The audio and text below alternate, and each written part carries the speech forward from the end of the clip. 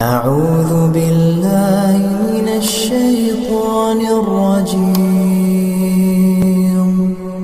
بسم الله الرحمن الرحيم. Tebat hari Senin 12 Rabiul Awal tahun ke-11 Hijriah bersamaan dengan hari lahirnya Rasulullah, hari Senin tanggal 12 Rabiul Awal tahun ke-11 Hijriah. Allah perintahkan kepada malaikat Jibril, Jibril, kau turun jemput kekasihku Muhammad, cabut nyawanya, dengan catatan tanya dulu, jika dia sudah mau lakukan tugasmu, tapi jika belum mau tunda tugasmu sampai dia mau. Panggil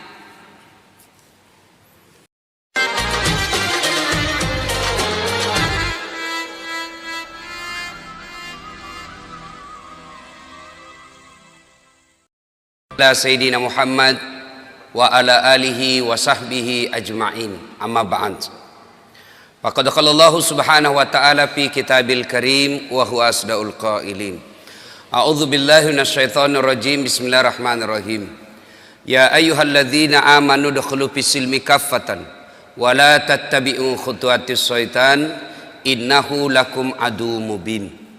Wahai orang-orang yang beriman, masuklah engkau ke dalam Islam secara sempurna dan janganlah engkau ikuti langkah-langkah setan, karena sesungguhnya setan itu musuh yang nyata bagi kalian.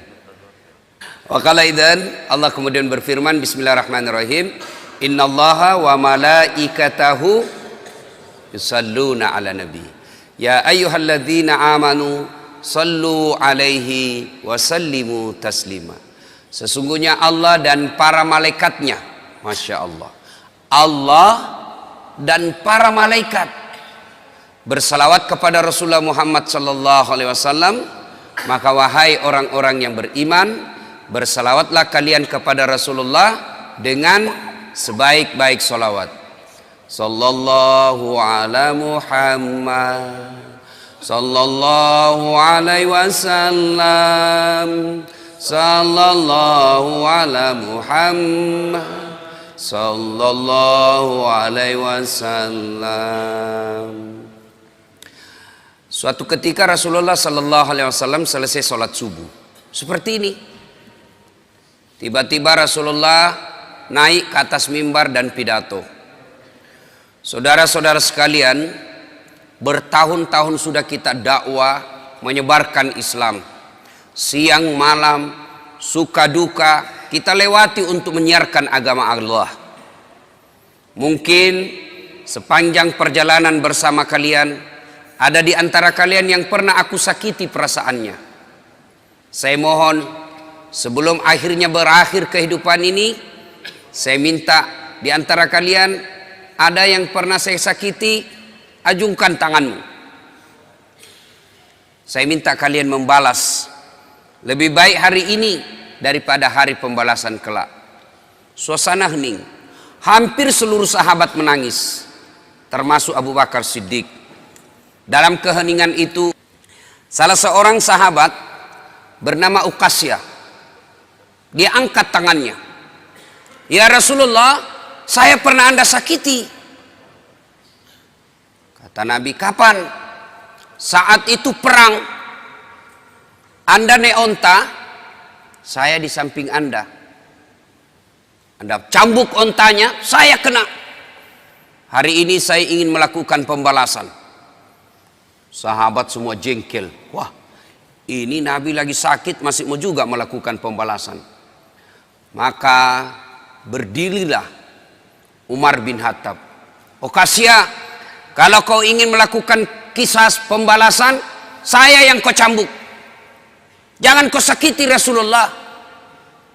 Kata Nabi, Umar, saya paham niat baikmu, tapi dosa nafsi-nafsi tidak boleh ditanggung. Duduk kau Umar. Duduk Umar. Maju Uqasyah, ditahan lagi oleh Abu Bakar. Wahai saudaraku, jika tanganmu ingin betul nyambuk, diriku kau cambuk, jangan baginda Rasulullah Muhammad sallallahu alaihi wasallam.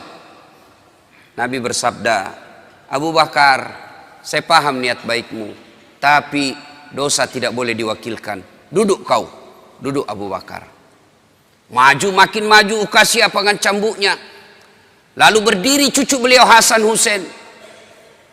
Wahai Uqasyah, jika tanganmu ingin mencambuk keturunan Rasulullah, jika engkau ingin mencambuk darah daging Rasulullah, maka cambuklah kami cucunya. Sama kau mencambuk dan menyakiti Rasulullah. Tolong, jangan kakek kami kau sakiti. Nabi meneteskan air mata dan berkata, cucuku, dosa tidak boleh diwakilkan untuk. Duduk engkau, duduklah. Hasan Husain semakin mendekat Uqasyah. Dia angkat cambuknya. Begitu dekat, dia buang cambuknya, lalu dia peluk Nabi. Sahabat semua heran, apa maksudmu? Tadi kau mau mencambuk Nabi, sekarang kau peluk sambil menangis. Dengar jawaban Uqasyah. Dia lalu berkata, ya Rasulullah, maafkan saya. Saya tahu sebentar lagi Anda meninggalkan kami. Ingin rasanya tubuhku yang hina ini memeluk badan Rasulullah sebelum kita berpisah. Kalaupun kelak nanti kita berpisah, di akhirat tentu kita berbeda tempat. Ya Rasulullah, rindu rasanya kulit saya ini menyentuh Rasulullah. Lalu Rasulullah bersabda, saudara-saudara sekalian, jika engkau ingin melihat sahabatku di akhirat kelak, lihatlah ini karena cintanya kepada Rasulullah Muhammad sallallahu alaihi wasallam. Tepat hari Senin 12 Rabiul Awal tahun ke-11 Hijriah, bersamaan dengan hari lahirnya Rasulullah, hari Senin tanggal 12 Rabiul Awal tahun ke-11 Hijriah, Allah perintahkan kepada malaikat Jibril, Jibril, kau turun jemput kekasihku Muhammad, cabut nyawanya, dengan catatan, tanya dulu, jika dia sudah mau, lakukan tugasmu, tapi jika belum mau, tunda tugasmu sampai dia mau. Panggil 3 malaikat menyertaimu, Mikail, Israel, Israfil. Turunlah malaikat. Di langit ke-7 mereka masih berempat. Langit ke-6 mereka masih berempat. Sampai di langit pertama malaikat Jibril berkata, wahai malaikat pencabut nyawa, kau sajalah yang turun ke dunia. Saya tidak tega menemanimu dan melihat engkau mencabut rohnya Muhammad sallallahu alaihi wasallam. Lalu malaikat pencabut nyawa berkata, Jibril, kenapa kau tidak turun menyertai kami? Bukankah selama ini engkau yang menyertai Rasulullah? Bukankah selama ini engkau yang menemui Rasulullah? Kami tidak pernah menemui Rasulullah. Turunlah bersama kami. Jibril berkata, maafkan saya tidak betul-betul tidak mampu melihat engkau mencabut rohnya Rasulullah. Turunlah 4 malaikat ini. Lalu malaikat mengetuk pintu Rasulullah, ketuk rumah Rasulullah. Assalamualaikum warahmatullahi wabarakatuh ya Rasulullah. Nabi dalam rumah menjawabnya, waalaikumsalam warahmatullahi wabarakatuh. Fatimah membuka pintu, ternyata tidak ada orang di depan pintu. Rasulullah lalu bersabda, sudah ada di samping saya. Malaikat pencabut nyawa berkata, ya Muhammad, hari ini aku diperintah Allah untuk mencabut ruhmu. Menurutmu bagaimana? Kira-kira kalau Bapak ditanya seperti itu, apa jawaban Bapak? Kalau saya ada saat, hari ini Allah perintah untuk mencabut rohmu, maka saya akan menjawab, tunggu dulu, istri saya baru 1. Rasulullah menjawabnya, wahai malaikat, 24 nabi dan rasul senior saya, 24 nabi dan rasul pendahulu saya, setelah mereka melaksanakan tugas, mereka pun menghadap kepada Allah. Hari ini saya siap menghadap, tapi saya lihat ini ada keanehan. Apa ya Rasulullah? Mana malaikat Jibril? Kok tidak ada di antara kalian? Mana sahabat saya? Mana Jibril? Malaikat pencabut nyawa berkata, Jibril menunggu di atas langit. Dia tidak datang untuk menyertai kami. Lalu Nabi perintahkan, kau panggil dulu. Ada perkara yang penting yang ingin saya tanyakan kepada Jibril. Setelah itu saya siap menghadap kepada Allah. Naiklah malaikat pencabut nyawa dan berkata kepada Jibril, ya Jibril, engkau dicari sahabatmu, turunlah engkau menyertai kami. Turun malaikat Jibril. lalu ketemu dengan Nabi. Nabi bertanya kepada Jibril, "Ya Jibril, kalau hari ini aku harus menghadap kepada Allah, tolong berikan saya berita gembira, tolong perdengarkan saya kalimat yang nikmat di telinga saya." Lalu Jibril bersabda, "Ya Muhammad, saya dapat berita gembira dari Allah. Seluruh malaikat yang pernah Allah ciptakan antri untuk menyambut rohmu ya Muhammad. Apalagi ya Jibril, ya Muhammad, seluruh Nabi 24 haram masuk surga sebelum engkau lebih dulu. Meskipun engkau Nabi paling terakhir, tapi Allah memberikan garansi dan jaminan haram seluruh Nabi dan Rasul masuk ke dalam surga sebelum engkau lebih dulu ya Muhammad." Nabi mengucapkan Alhamdulillah. Apalagi ya Jibril, ya Muhammad, jika engkau punya dosa dan kesalahan, Allah telah mengampuni dosa dan kesalahanmu. Nabi bersabda Alhamdulillah. Tapi ya Jibril, itu kan saya, itu diri saya. Ya Jibril, saya tidak cemas soal diri saya tidak ragu soal diri saya. Yang saya cemaskan umatku ya Jibril. Bagaimana umatku sepeninggal aku kelak? Subhanallah. Nabi tidak mencemaskan anaknya, Nabi tidak mencemaskan istri beliau, Nabi tidak mencemaskan keluarga beliau. Yang beliau cemaskan umatku ya Jibril.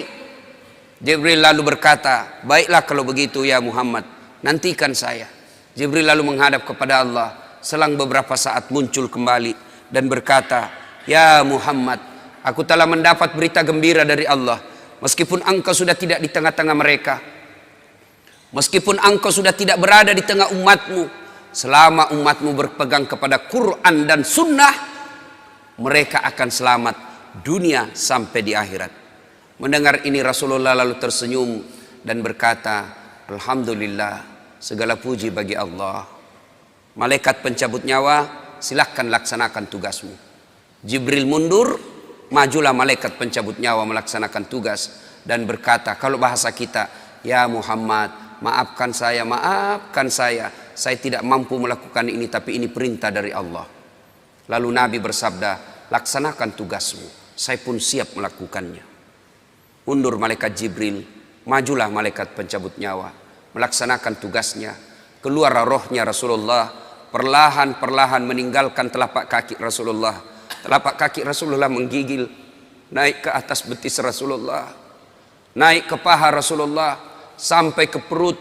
Bercucuran keringat Rasulullah, keluar keringat Rasulullah di wajah Rasulullah. Malaikat Jibril lalu berpaling. Nabi lalu bersabda, "Wahai malaikat Jibril, kenapa engkau palingkan mukamu? Apakah engkau jijik melihatku? Apakah kau jijik melihat wajah saya?" Jibril bersabda, "Ya Muhammad, ketahuilah demi Allah yang menguasai segala-galanya, tidak aku jijik melihat mukamu ya Muhammad.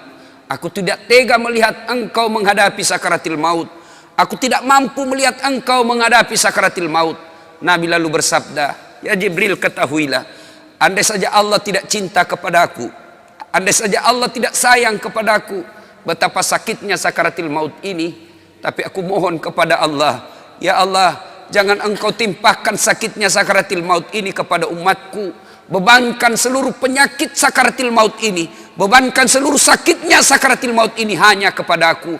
Jangan engkau berikan umatku ya Allah." Begitulah cintanya Rasulullah kepada kita. Perlahan-lahan sampai ke tenggorokan,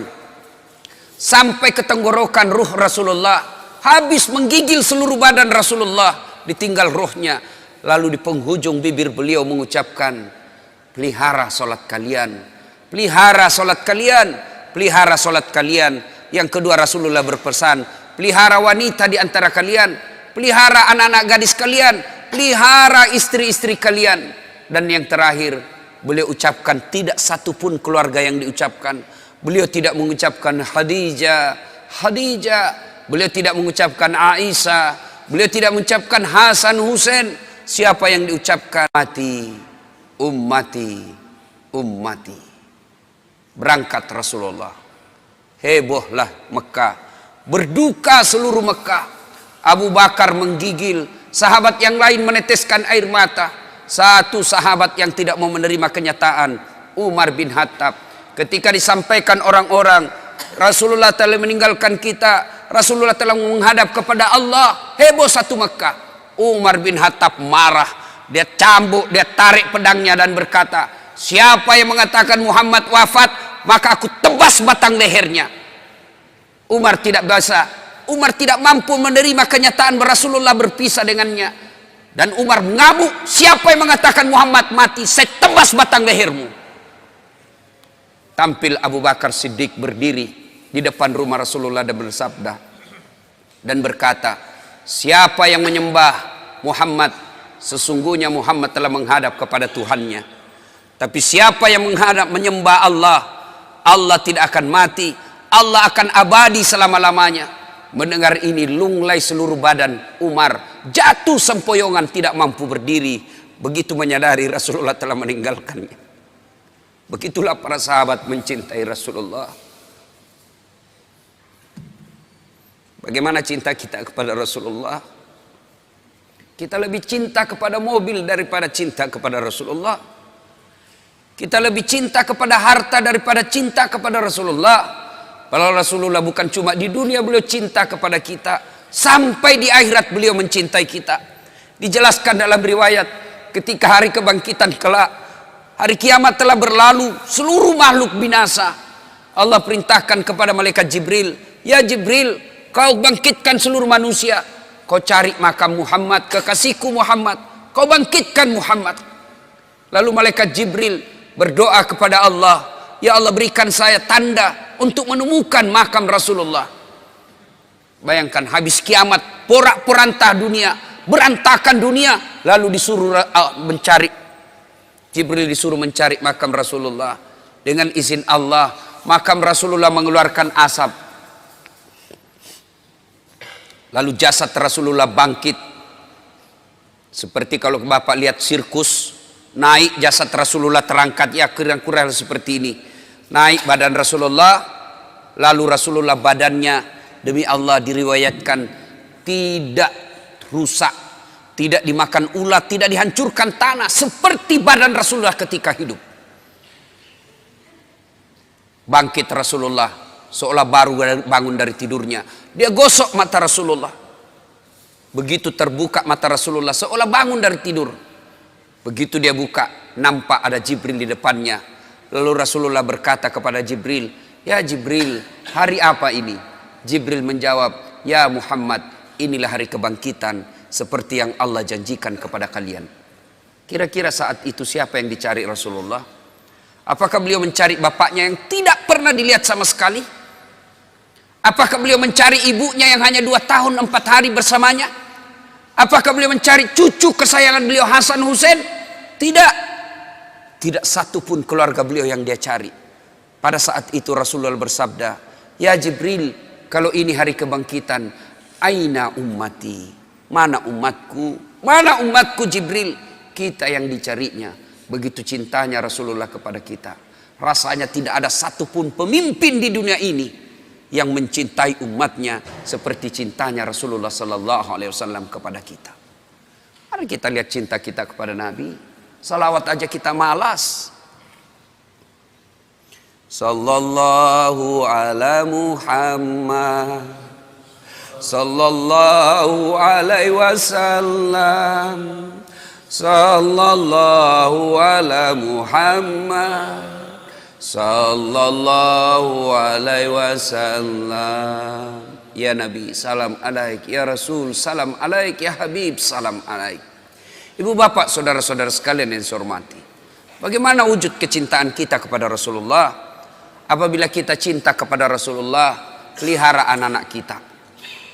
Apa hubungannya Ustaz? Cinta kepada Rasul dengan cinta kepada anak? Tidakkah kalau kita cinta kepada Rasulullah, ajaran-ajaran Rasulullah, petua-petua Rasulullah, pesan-pesan Rasulullah, titah-titah Rasulullah, harus kita pelihara dan kita amalkan selama-lamanya. Bagaimana pesan-pesan Rasulullah, bagaimana perintah-perintah Rasulullah akan abadi dan selama-selamanya apabila kita tidak pelihara generasi muda. Bapak-bapak yang sudah usia-usia lanjut, ini usia-usia yang insya Allah akan selamat. Tapi bagaimana Islam ke depan? Bagaimana Islam 10 tahun yang akan datang, 20 tahun yang akan datang, 30 tahun yang akan datang? berada di anak-anak kita semua. Maknanya, kalau anak kita tidak pelihara dengan baik, maka lambat laun Islam akan pudar di dunia. Belajar dari Spanyol. Dulu Spanyol berjaya Islam di sana. Kerajaan Islam berjaya di Spanyol. Tapi apa yang terjadi sekarang? Hilang Islam di sana. Indonesia sekarang ini bisa dikata 80% Muslim, 80% kita orang Islam di Indonesia. Tapi tidak ada jaminan Islam akan abadi di Indonesia. Memang Al-Quran telah menjamin dunia ini tidak akan hilang Islam. Di dunia ini tidak akan Islam, tidak ada punah Islam di dunia ini. Tapi tidak ada jaminan dalam Quran dan hadis tidak akan punah Islam di Indonesia. Bila kita tidak memelihara anak-anak kita, kita tidak wariskan Islam kepada anak kita, maka bisa jadi Islam akan menjadi kenangan di bumi Republik Indonesia ini. Coba lihat sekarang anak-anak kita, Pak. Siapa yang dijadikan idola? Lee Min Ho. Siapa yang dijadikan idola? Artis-artis yang tidak jelas agamanya. Coba lihat acara Ciri TV kalau ada artis yang menyanyi. Lihat anak-anak usia SMP SMA kita, rasanya mau kesurupan lihat artis. Mungkin kasar kalau saya katakan, kalau dia lihat artis cewek-cewek bilang cium saya, peluk saya, tiduri saya. Yang diidolakan, ya coba, yang datang pengajian ini orang-orang tua kan, usia-usia sakaratil maut. Mana anak-anak kita, Pak? Jangan sampai kita sudah asik pengajian, anak kita tinggalkan di rumah. Sertakan anak-anak kita dalam tablik. Kenapa ketika ulang tahun kita mampu bawa anak kita ke Jakarta, kita mampu bawa ke mall, kita bawa mampu. Tapi ketika taklim seperti ini, kita tidak mampu membawa anak-anak kita. Nah, coba kita lihat nih fakta. Suatu ketika saya senang, Pak, bagi-bagi medsos saya ke anak-anak remaja. Supaya apa? Mereka ada tempat berdiskusi agama. Suatu ketika ada anak-anak curhat ke saya, usia 15 tahun. Ustadz, pacar saya hamil. 15 tahun, kelas 3 SMP. Saya bilang, pertemukan saya bapakmu. Kalau tidak bisa ketemu, kasih saya nomor teleponnya. Saya telepon. Saya sampaikan ke bapak orang tuanya, nikahkan. Jangan lagi ada pikiran kau gugurkan itu kandungannya anaknya, pacarnya.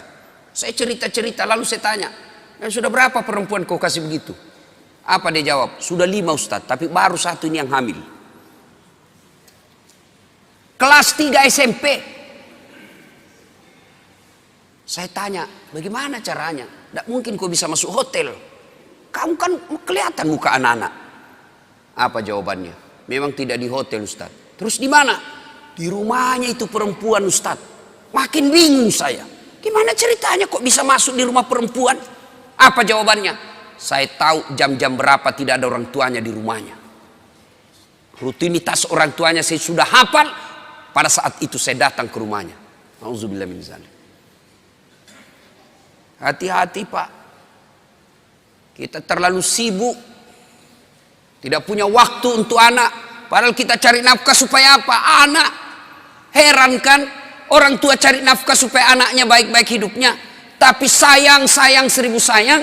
Anaknya hanya diisi perutnya, tidak diisi imannya. Kita terlalu bingung apa yang dimakan anak kita. Padahal demi Allah, ada enggak di rumah ini mati kelaparan anaknya? Tolong tunjukkan saya, Pak. Ada di rumah sini yang mati kelaparan anaknya? Ada? Ada, Pak. Bohong Bapak kalau katakan ada. Tapi yang mati gara-gara narkoba bisa jadi ada. Mati gara-gara ngelem. Lem pox dia campur lem tikus. Jangan kau campur lem Korea, tidak bisa terbuka mulutmu itu. Ayo. Mati gara-gara balapan. Mati gara-gara narkoba. Itu banyak, Pak, yang begitu. Maknanya, jangan cemas soal perutnya anak. Yang kita cemaskan agamanya. Perut apa? Terlalu bingung. Cicak aja dijamin rezekinya oleh Allah. Cicak. Bapak tahu cicak? Tahu cicak? Apa dia makan cicak? Hah? Nyamuk. Masuk akal enggak? Di mana ketemunya? Enggak punya ke terminal. Satu di dinding, Satu terbang, di mana ketemunya? Kalau kita pesawat bisa ketemu, di mana? Kita ketemu di terminal. Ini nyamuk tidak punya terminal. Di mana ketemunya? Tapi Allah yang ngatur rezekinya cicak. Sehingga lagu kita dulu kan, cicak-cicak di dinding, diam-diam merayap. Datang, datang Pak. Cicak yang datang, nyamuk yang datang. Datang seekor nyamuk. Lagu tidak mengatakan cicak lompat ke nyamuk. Wah, tidak, setengah mati cicak, kasihan. Itu lagu-lagu dulu Pak, memang bagus. Saudara-saudara sekalian, nih perhatikan anak kita. Nih lagi nih. Saya ini kan banyak yang curhat Pak. Termasuk tadi malam ada lagi yang curhat anak-anak. Tapi tadi malam anak Jambi, bagus juga curhatnya. Ustadz, saya mau berhenti sekolah. Kenapa? Saya tidak tega lihat ibu saya kerja. Saya kena tipu, bapak saya kontraktor, kena tipu Ustadz. Saya sekolah tapi saya tidak yakin bisa dapat kerja yang baik. Nah ini baik, ini curhatnya yang begini. Masih baik curhatnya yang begini. Tapi yang curhat lagi, apa yang curhat? Bilang gini, Ustadz, saya lagi di hotel Pak. Saya biasa kalau pergi ceramah saya rahasiakan hotel kamar. Kenapa? Untuk istirahat. Ini tiba-tiba resepsionisnya diberitahu nomor kamar saya. Datanglah ini anak muda, usia 21 tahun. Dia ketuk pintu kamar. Assalamualaikum. Waalaikumsalam warahmatullahi wabarakatuh. Anak muda. Kenapa dek? Boleh curhat Ustadz? Oh boleh, tunggu kalau gitu kita ketemu di lobi. Ceritalah saya di lobi. Apa dia cakap? Ustadz, kira-kira diampuni tidak dosa saya? Apa dosamu dek? Saya pukul orang tuaku. Siapa? Bapakku saya pukul Ustadz. Wah, besar dosamu itu. Kenapa bisa? Pemabuk bapak saya Ustadz. Mabuk aja kerjanya siang malam. Dia pukul mama saya. Saya jengkel, saya pukul juga. Dalam hatiku benar juga ini sedikit. Lalu ya cerita-cerita, nanti saya kaget. Waktu saya gali-gali masa lalunya. Dia bilang apa? Ustadz, saya waktu kelas 3 SMP, kelas 1, kalau saya tidak salah dia bilang kelas 1 SMP. Waktu kelas 1 SMP, saya berhubungan suami istri dengan sepupu sekali saya.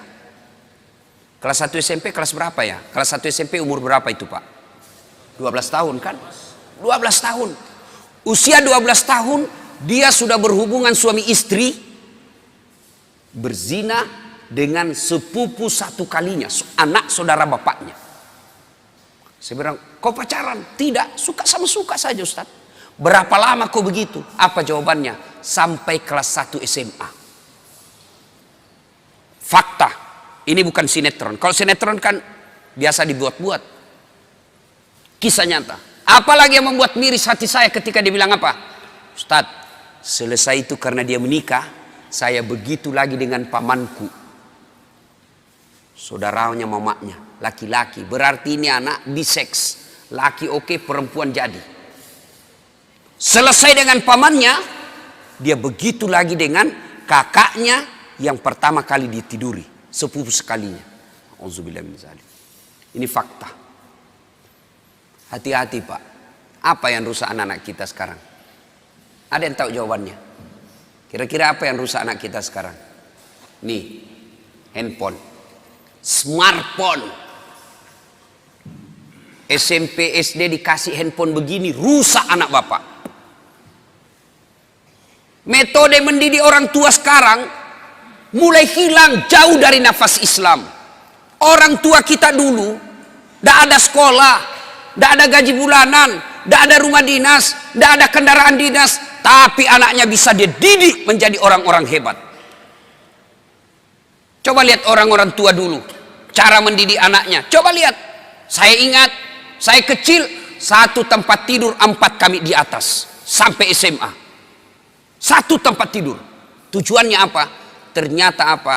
Oh, menimbulkan kekerabatan, emosi di antara saudara. Apalagi ada yang menjadi spionasenya orang tua, ada jadi mata-matanya orang tua. Mak, pacaran kakakku. Kenapa kau tahu? Saya dapat suratnya di kamar. Kenapa? Ada yang jadi mata-mata. Dulu kita mau pergi main, saya paling sering itu ditolak sama teman-teman. Karena kalau saya main, mak, saya mau pergi main. Apa kata mamaku? Iya, kau pergi, tapi bawa adikmu. Orang Bugis bilang matarana. Tidak tahu saya bahasa Dumai sini apa. Kalau kita pergi main, syaratnya boleh tapi bawa adik, urus adik. Pergilah. Saya biasa ditolak sama teman, dia bilang, "Enggak usah kau kasih masuk dasat." Adiknya cerewet, lagi main nangis lagi adiknya. Apa tujuannya, Pak? Menjalin persaudaraan dan tanggung jawab sejak kecil. Kita minta duit, enggak langsung dikasih itu. "Pak, saya membayar besok." Apa kata bapak kita? Sudah, kau bersihkan dulu itu nak, toilet. "Pak, saya membayar besok." Kau isi bak mandi dulu. Itu dulu, orang tua dulu. Sekarang bagaimana, Pak? Wow, katanya modern. Satu anak, satu kamar. Di kamarnya ada TV. Di kamarnya ada kulkas. Akhirnya apa? Pulang sekolah langsung masuk kamar. Kapan dia keluar? Mau makan. Sudah itu, masuk lagi kamarnya. Tidak pernah bertemu saudaranya.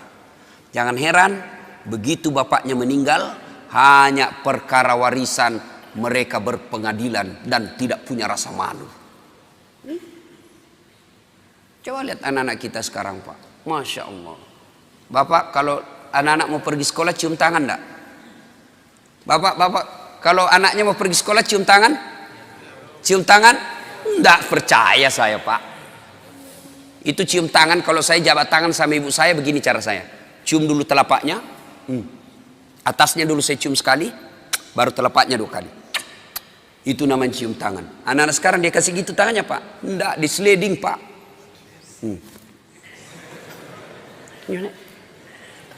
Begini saja caranya. Di kepalanya di sini. Sekali tangannya cowoknya tabek, Kak. Beleng-beleng. Hormat betul sama cowoknya, sama mamanya kurang ajar. Kalau mamanya yang telepon, "Nak, jemput dulu ibu, bapakmu ndak bisa jemput, bapak masih sibuk di kantor." Apa jawabannya anak laki-laki? "Capek mak, baru pulang kuliah." Memang enak kuliah mak, mama ndak pernah rasakan kuliah sih. Capek, saya ndak bisa. Giliran ceweknya yang nelpon, "Kak, jemput dong." Tunggu dek, 10 menit saya datang. Inilah anak-anak kita. Coba, siapa yang salah? Apa sepenuhnya salah anak? Tidak, 90% salah orang tua. Bapak mau tahu enggak masa depannya di kubur nanti? Mau tahu masa depan di kubur? Lihat anak-anak kita sekarang, Pak. Kalau sudah dekat subuh, bunyi gerendel pintu. Siapa itu? Ternyata anak kita pergi ke masjid. Masya Allah, bapak sudah kaya itu. Jam 5:30, anak-anak sudah pada pulang. Buru-buru mandi, kenapa? Mau datang berjamaah ke masjid. Bapak sudah kaya meskipun bukan anggota DPR. Berapa banyak orang tua saya lihat, pejabat publik, kepala dinas, pejabat berteras, dicium tangannya sama pegawainya di kantor, dimuliakan. Mau naik mobil dibukakan pintu mobilnya. Tapi sampai di rumahnya dilempar sama anaknya yang masih SMP. Orang tua paling miskin itu.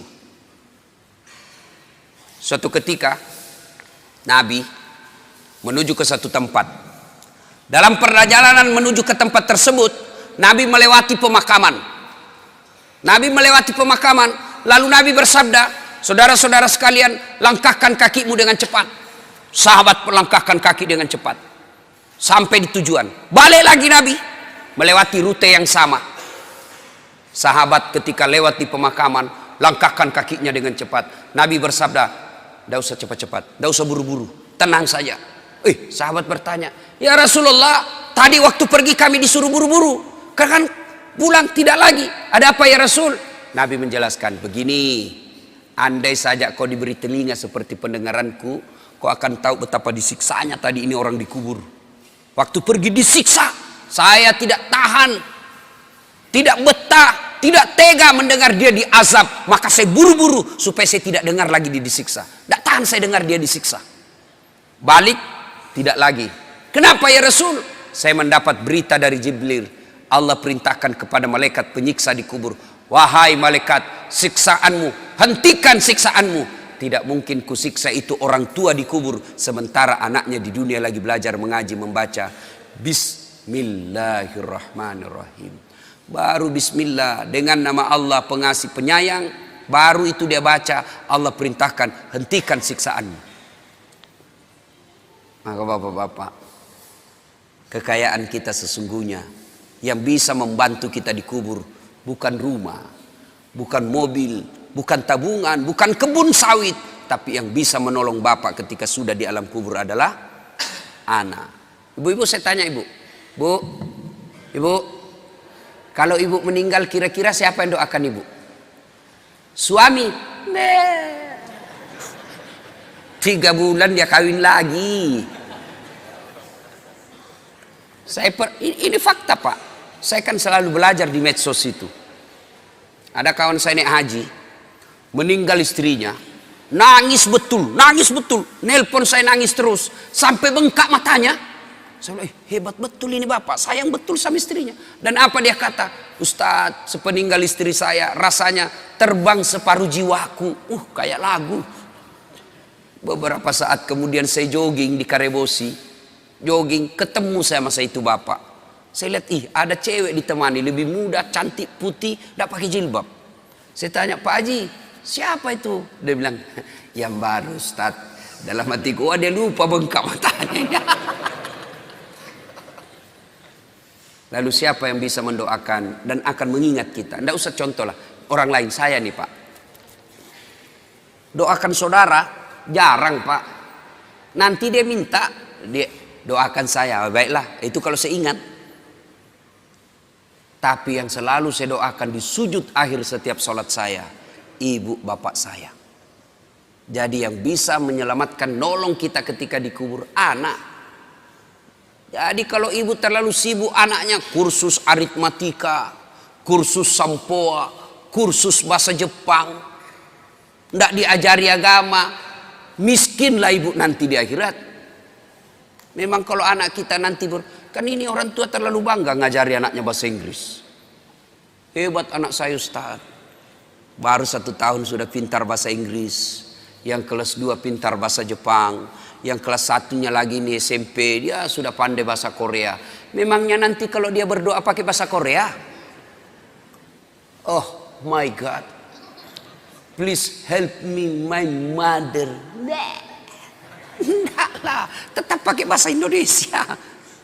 Maka ibu bapak saudara-saudara sekalian, nah bagaimana cara didik anak? Bapak boleh baca psikologi pendidikan, silahkan baca riset-riset majalah, silahkan. Tapi sesat dan menyesatkan ketika bapak meninggalkan Quran dalam mendidik anak. Dalam Al-Quran ada seorang manusia yang diabadikan namanya. Nah siapa? Adik-adik nih, siapa yang jawab saya kasih. Yang adik-adik bukan bapak-bapak, adik-adik. Siapa yang diabadikan namanya dalam Quran karena hebat dalam mendidik anaknya? Dia bukan nabi, bukan rasul, tapi diabadikan namanya menjadi nama surah. Siapa? Siapa namanya? Ayo, saya kasih hadiah. Sini. Berdiri sini. Saya kasih hadiah. Sebelum dijawab pertanyaan itu ada passwordnya. Passwordnya adalah siapa namanya neneknya Ustadz Dasad. Dek ya, lain kali jawab saja sembarang, belum tentu mereka juga tahu ini nenek saya. Itu namanya kritis. Ya, ayo siapa namanya orang tua yang hebat mendidik anaknya lalu diabadikan menjadi nama surah? Siapa namanya, Dek? Dika. Oh, nama Dika dia, tapi nama yang saya maksud ya, orang tua yang diabadikan namanya dalam Quran, siapa namanya? Luqman. Tepatnya Luqmanul Hakim. Sudah ada benarnya, ada apa dia? Oke. Salam tangan dulu, bos. Ya. Beda itu rasanya uang Ustadz dengan uang Kapolres. Bapak saudara-saudara sekalian, namanya Luqmanul Hakim. Diabadikan menjadi nama surah karena hebat dalam mendidik anaknya. Nah, maka karena waktu terbatas, bapak kalau mau ibu bapak mau mendidik anak, buka Quran surah Luqman mulai dari ayat 13. Allah ajarkan menurut Luqmanul Hakim, ya bunayya, wahai anakku, la tusrik billah, jangan kau serikatkan Allah. Artinya yang pertama diajarkan kepada anak akidah. Anak-anak kita kecil-kecil, 7 bulan, 9 bulan, 1 tahun, mereka anak kecil kan senang lagu, maka perkenalkan lagu-lagu Islam, perkenalkan akidah, tauhid melalui lagu. Ada waktu saya kecil kan lagunya begini. Topi saya bundar, bundar topi saya. Kalau ibu-ibu dulu kalau dia didik anaknya, lagunya dia perkenalkan sejarah Nabi melalui apa? Lagu. Pada zaman dahulu kala, pada zaman jahiliyah. Saya tanya ibu lagi nyanyi, kenapa zaman jahiliyah mak? Dia jawab, lahirlah seorang Rasul yang terakhir dan mulia. Saya tanya, siapa nama Nabi terakhir mak? Dia jawab lagi, Nabi Muhammad namanya. Siapa nama ibunya mak? Siti Aminah ibunya. Bapaknya siapa? Abdullah nama ayahnya. Di mana tinggal? Di Dumai atau Pekanbaru?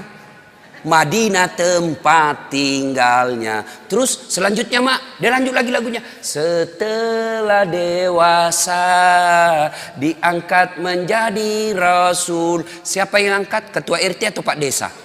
Oleh Allah yang kuasa. Allah itu siapa mak? Pencipta alam semesta. Akidah masuk. Itu lagu dulu. Kalau datang suaminya, dia hibur. Marah suaminya, dia nyanyi juga ibu-ibu dulu. Nyanyi tapi sopan lagunya. Marah-marah suaminya, pak, pak, pak, pak, pak. Nyanyilah dia. Insaflah wahai manusia, bila dirimu bernoda. Marah lagi suaminya, dia goyang kepalanya. Joget juga tapi kepalanya aja goyang dengan tangan jari-jarinya. Dialah pengasih dan penyayang kepada semua insan. Itu lagu-lagu zaman dulu. Ibu-ibu tidak ada majelis taklimnya tuh, tidak ada baju seragamnya. Dulu. Sekarang ibu-ibu apa lagunya? Yo yo ayo, yo ayo, yo ayo. Ayo apa? Ayo poligami.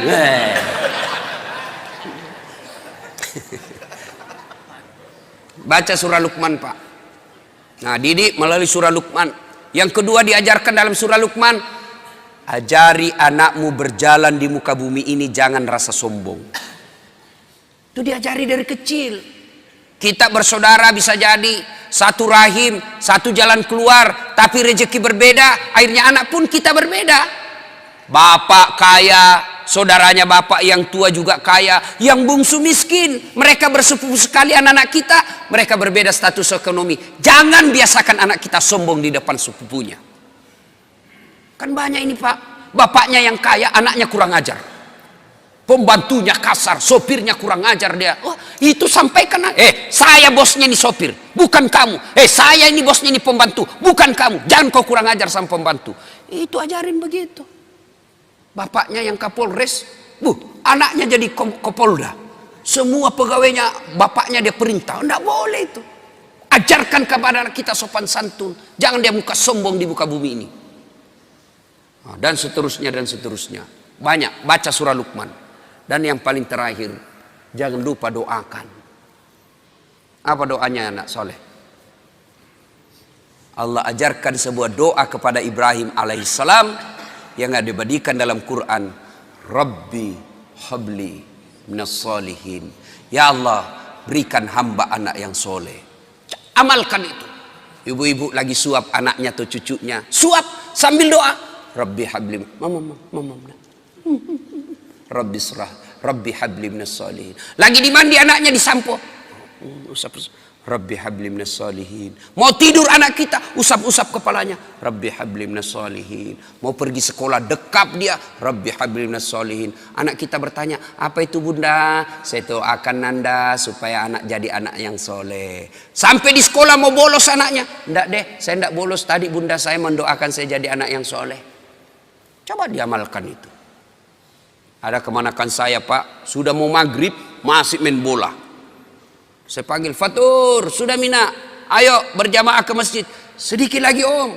Oke, dia main futsal. Saya tunggui. Azan maghrib masih main bola. Terpaksa Ustaz Dasat masuk lapangan. Saya bisik telinganya. Rabbi habli minas salihin. Langsung menangis. Heran semua orang lihat. Ih, hebatnya Pak Ustaz. Dia bisik saja kemanakannya menangis. Dia tidak tahu telinganya saya bisik. Tanganku dibawa menjepit.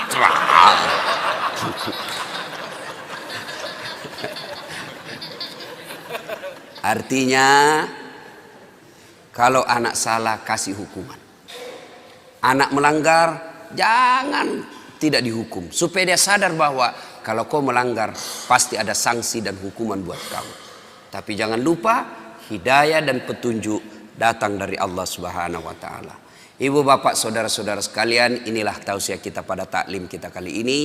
Mudah-mudahan ada manfaat.